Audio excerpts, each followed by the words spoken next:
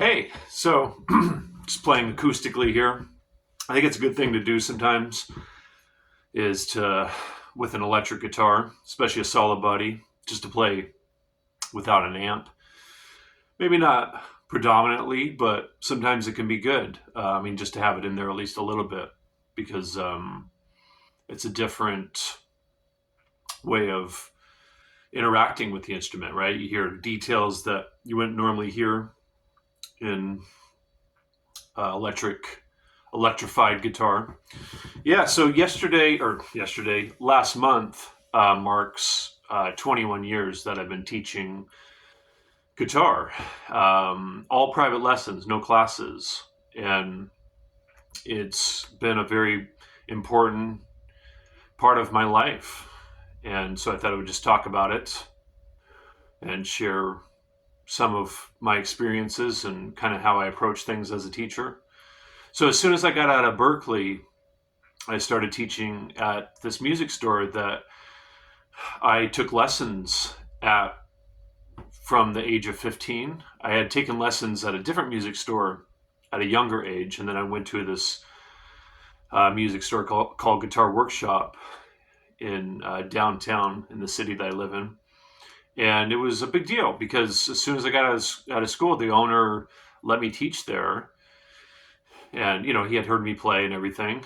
And I looked up to a lot of the people that taught there because they were all professional guitar players and they had all, or not all, but a lot of them had gone to Berkeley. And this one guy that was a little bit older than me taught there. And he was a great musician. He went to Berkeley and even won Berkeley's Guitarist of the Year award, and then went to Cal Arts and got his master's at Cal Arts. And he was a great musician. And then unfortunately, he kind of just fell out of everybody's radar due to mental health issues. I mean, pretty severe mental health issues. So I don't know what happened to him, but I looked up to him, and he was great. So I started teaching there, and I was at Berkeley. I focused on writing my original music, and then predominantly learning how to play jazz. And so when I started teaching there, I was initially a little shocked by how little I was able to teach that stuff. All the students and the owner kind of gave me a heads up about this. Most of the students were, beginner, maybe some in the intermediate stage. So a lot of them just wanted to learn how to play basic kind of songs. And so I had to learn a lot of stuff that either I'd forgotten how to play or just never learned how to play. Like I had never, except for maybe one or two, I never really learned how to play any Beatles songs. And then again, maybe like one or two Hendrix tunes I learned in my past that I had to relearn. But most of the tunes I never played. So I just started listening to those records and playing along with that stuff. So, learned a bunch of Hendrix tunes and Beatles and Green Day and Nirvana and what are some other Red Hot Chili Peppers.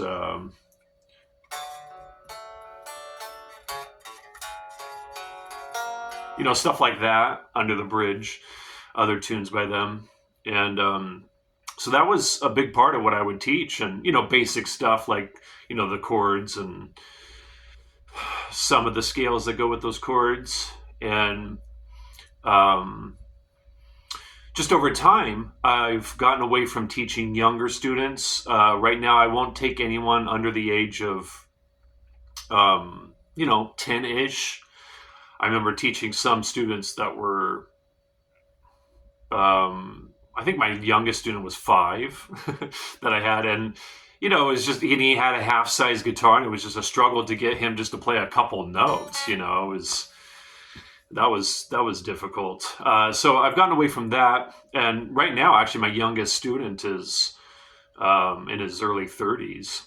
So, and I've had some people on here actually ask me if I teach guitar lessons. So that's another reason I wanted to make this, just to let people know I do teach guitar still.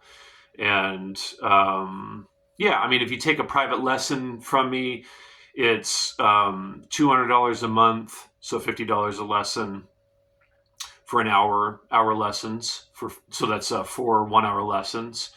And if you only do a single 1 hour lesson, in other words, you don't sign up for a full month, then it's $60 an hour. And so if you're interested, you would just email me.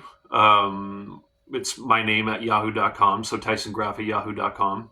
And yeah, we could do it remotely. We can do it here at my house, which is where I teach all my lessons now. So I taught at that music store for, let's see, a good 10-ish years. And then I transitioned over to my house. And so this is where I teach all my lessons now. And it's been great, you know. I've definitely veered towards teaching people about just musical information, you know, scales and harmony stuff and ways to think about music. And a lot of my students now are interested in learning how to play jazz. So I teach a lot of that stuff. You know, yesterday I was teaching a student how to play Autumn Leaves. He's got most of the chord, or he's got all the chords. And then we were just talking about how to integrate the melody with the chords.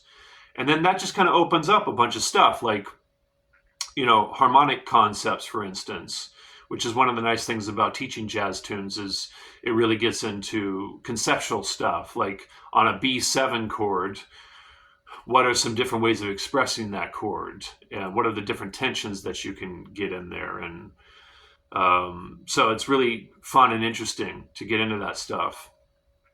And so that's what I try to focus mostly on. And, you know, it's not really common for students where I can get into really developing their original stuff, you know, original compositions, an original way of improvising, which is really what I hope to get to with some students, you know. I know not everybody's interested in developing that stuff. Seems like most people are interested in just kind of learning what's already been done. But yeah, that's some of the stuff that I really enjoy teaching is getting into developing one's own creativity. And, you know, how do I take the major scale and make that more personal? You know, that kind of stuff. I think that gets into really interesting realms, which is one of the reasons I don't teach at colleges. You know, throughout my life as a musician and teacher, sometimes I would either play with musicians that taught at colleges or just people in general, just kind of inquiring, like, why don't I do that? And I mean, the main reasons are I just prefer private lessons. I mean, not only as a teacher, but that's what I preferred as a student. I always really looked forward. I mean, I always looked forward to everything I was doing as a student, but those were the times that I was most excited about was getting together with my private teachers, especially when I started taking lessons from some of my heroes. You know, that was such a big deal for me. And so as a teacher, I always just wanted to focus on that because then I can really personalize it. And that's really kind of how I go at my lessons is I don't plan anything. None of my favorite teachers ever did. You know, we just start the lesson and see where it goes. And it always works out best that way. I don't have any kind of schedule or, you know, I don't grade homework or, you know, nothing like that, which you'd have to do if you taught at a college. And then, you know, teaching at a college, you have to deal with the politics involved and people telling you how you need to teach and what you need to teach. And you'd have to, yeah, it's just a bunch of stuff that I don't want to deal with. And thankfully I haven't had to deal with that stuff so far and hopefully never will. So yeah, it's all private lessons and they're loose as far as that. But, you know, kind of like with my practicing, I don't have schedules for myself, but I get stuff done, you know, and that's the main thing. If I felt like I wasn't accomplishing much as a teacher, then I would reassess and maybe change the approach. But it always seems to work out well in that way. And yeah, so 21 years of teaching guitar. I've learned so much. I mean, that's one of the really cool things about teaching is not only do I get to help other people in their musical journeys, but I learned so much. There's so many times when I have to, or I show somebody how to do something that I've never even thought about. It's something that I naturally do. And then I'm like, oh yeah, that's how I do it. Um, so I learn more about how I do stuff, and then also, when I recommend things to do, another reminder to myself that yeah, that's a good way of approaching it. And one of the things that comes up, or maybe a couple things that comes up that seems to be most difficult to get students to do is to slow things down. Going slow enough to get control of stuff. I had this one student. I think it was so long ago, but I think it was the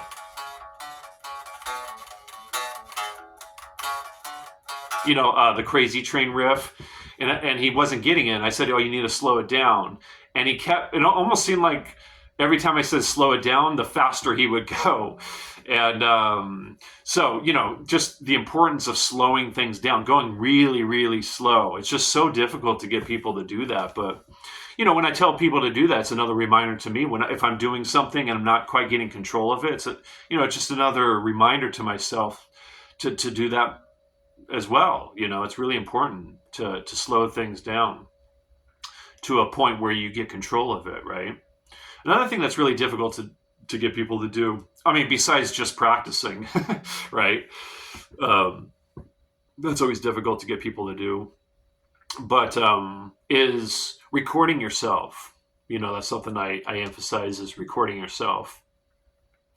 And, with the playing I do sometimes on here, it's helpful to hear ourselves. And I start learning about, or for myself and for others, you start learning about how you sound, your actual sound, and how you approach things, and some issues you might have that you're not noticing when you're actually just playing.